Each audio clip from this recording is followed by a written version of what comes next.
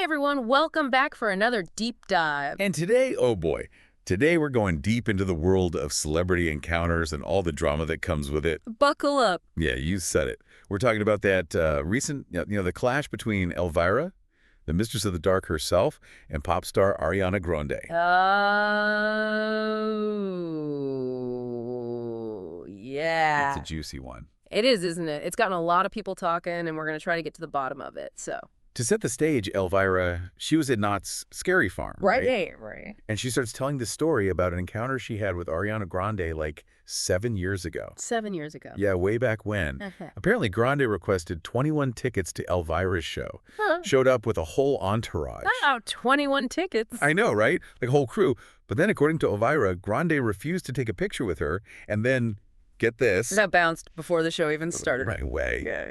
And being Elvira, she's got that quick wit. She got the whole audience to boo at the story. Ooh, playful shade.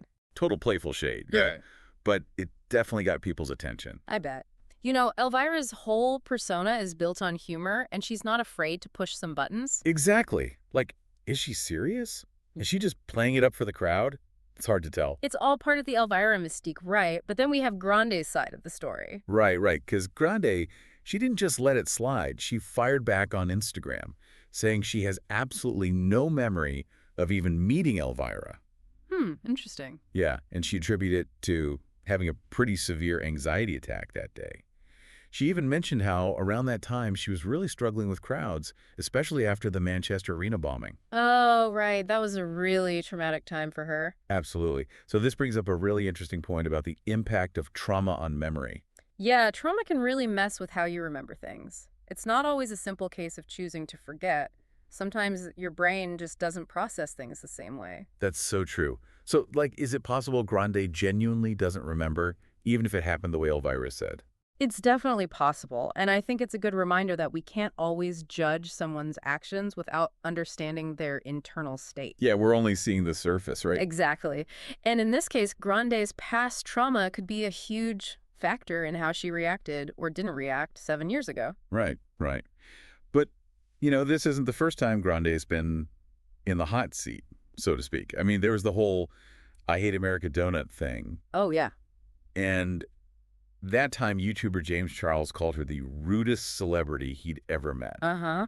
And now there's all the drama surrounding her relationship with that wicked co-star of hers. It seems like there's always some kind of controversy swirling around her. It does make you wonder if all this, baggage from her past is influencing how people see this whole Elvira thing, doesn't it? I think it's a fair point. It's like every public figure carries this, this narrative around them. It's built up from media stories, social media posts, and just public opinion in general. So are you saying that Grande's past might make people more likely to side with Elvira, even if we don't have all the pieces of the puzzle? Possibly, yeah. It just goes to show how difficult it is for celebrities to navigate their public image, especially in the age of social media. Every little thing they do gets magnified and scrutinized. And it all gets added to that narrative you were talking about. Exactly. And for someone like Grande who already deals with anxiety, that kind of pressure has got to be overwhelming. I can't even imagine. Really makes you think about the human side of fame, It does. So after all this, diving deep into this whole mess, what are your main takeaways? What stands out to you?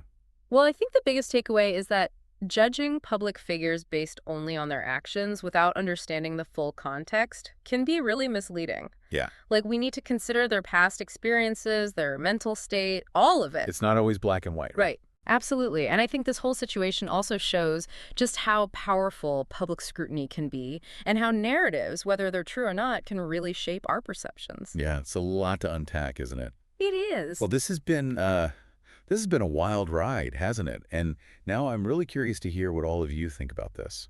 Does knowing the backstory, does it change how you initially reacted to this whole thing? Does it make you, more empathetic to either side? These are big questions, people, especially in today's world where, everyone's got an opinion and social media can blow things way out of proportion. So think about it, talk about it, and until next time, keep diving deep.